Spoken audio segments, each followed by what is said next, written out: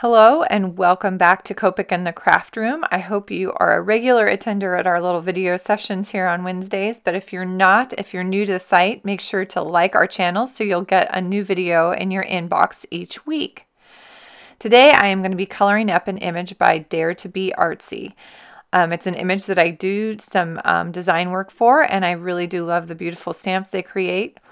There was a color challenge, and it really was just picking your favorite color combination. So I found a color combination on Pinterest. You can see it on my phone. And I went to my marker case and just picked out some colors that matched those colors in that color section. And I got really mostly just combinations of two markers. So it's pretty simple blending that we're going to be doing here. Now, I was able to keep, because this isn't a simple image, now there's lots of little complex details, but because they're smaller, I'm keeping the coloring extremely simple. So I'm starting with a YG00 and I'm filling in the bumblebee and then just flicking a little bit out on his little wings. And then I'm using a BG32 to flick back inward. And then a colorless blender right in the center of the wings to soften. I'm trying to make those wings look almost iridescent. And so they just have those touches of color on them. I'm going to use a YR61 to actually add a little bit of shape to the bee. It's not a lot, and I'm not going to have three-dimensional shape so much as just a little bit of variation. YG00 is also going to go on the B for Beeutiful. And then YR61 is flicking up from the bottom. So that's a feather blend where you flick one color from one end and a second color from the other end. And they blend beautifully in the center, especially when they're both light like that. YG41 is next, and I'm going to do all of the greenery in this YG41. So I'm going to hit all the leaves, I'm going to hit all the stems. Some of these I'm having to decide, is this a bud versus a leaf? And you can make that determination for yourself. You could color it one way one time and one way another time. I love a stamp that allows me to do that. But I'm coming in and hitting all these areas. Obviously, it is quite a bit slower because we're just barely faster than real time. But it is still faster, so if you feel like, how in the world is she getting this done? And I'm not even done with the leaves yet. I'm having trouble getting around some of the details. Do remember that I have sped this up, even though it looks like I haven't this time. I actually have. So I didn't try to work around the detailing on the leaf. The only part I worked around was those little small flowers. I tried to work a little bit around those. I have a G02, which is what I'm coming in to add that variation in color. It's a little bit darker shade, and then it has a little more, it's a little desaturated. It has a little more blue to it. So it's going to add that deeper tone that I'm looking for. Again, I'm not going to get three-dimensional realism here. It's more about adjusting some of those colors to get some shape, a little bit of shape, but as much interest as anything. Adding some of that onto those bottom leaves in particular, and all of these, I'm coming in along the center vein. Because these are really doodled, they're not realistic, I can actually come in and fill in kind of every other stripe if I want. And so I've done that on some of those smaller leaves as well. And then I am going to come back in. I've got a few more places I want to touch. This is what happens when I work at real time. You see me fiddling more. So I've got that G02. I'm reinforcing some of those darker portions on the stem. It wasn't quite as dark as I wanted. The beauty of Copic is that when I go over an area for a second time, a second pass or even a third pass, that color is going to get darker. And so I can add more color just by adding a second layer, a third layer. I can really enhance what I've done and add almost a third color, even though I haven't picked up a new marker. So next I'm going to start a little bit of work on those flowers. I'm going to, oh, forgot. I've got a little bit of blending to do. Sorry about that. YG41, coming back in and just softening a couple of those areas. It's pretty quick because, again, very, very subtle color changes that we're doing today. Darkening those up one more time. G02. And now we're going to the flowers. Sorry, YR61 is going to fill most of those buds and petals in.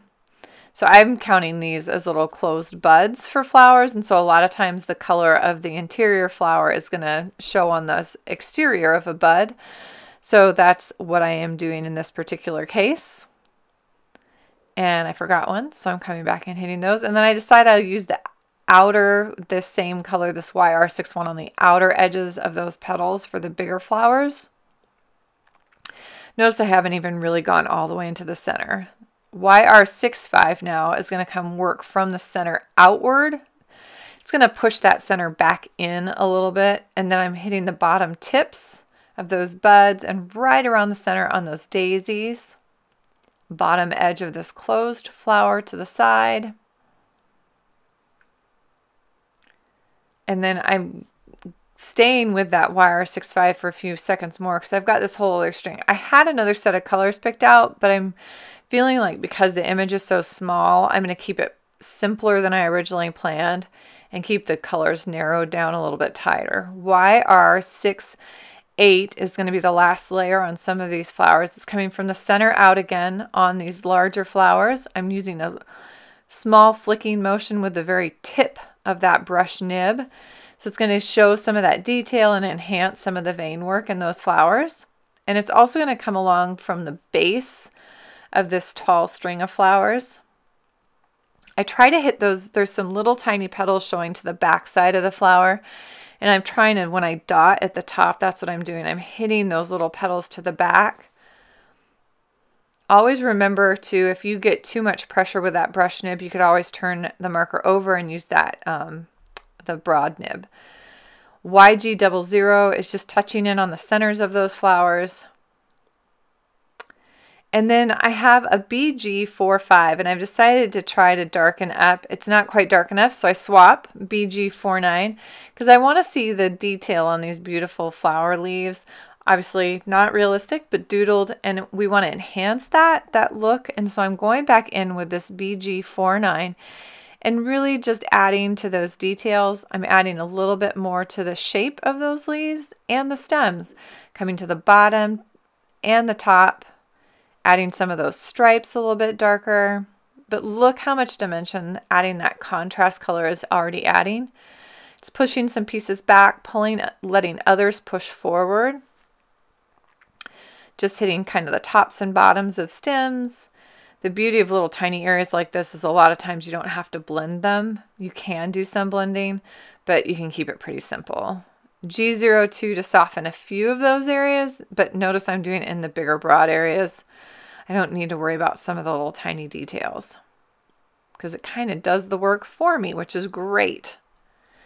Then now I'm going to speed up because you guys do not need to see me color the background for 3 minutes, which is about what it took, 2 to 3 minutes. I'm using my colorless blender, and I'm laying down colorless blender first, kind of about 1/4 inch away from my image. And then I'm coming in with my color, and in this case it is a BG32, and coloring the image and flicking out onto that colorless blender. Then immediately I come back with colorless blender and start to blend or fade that edge, and so it's softened. I wasn't totally sure yet what I was going to do with the card, so I thought I would fade it to white. Eventually a lot of that's going to disappear, but this helps me soften that edge, clean up some of the bee, and I think I've got a finished image.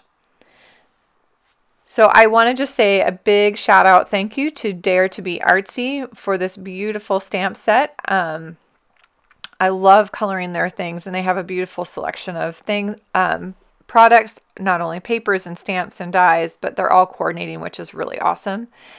And then if you haven't had a chance, make sure to stop by my blog at www.scrapweaver.com and check out what's going on there with Copic classes and live locally and around the country.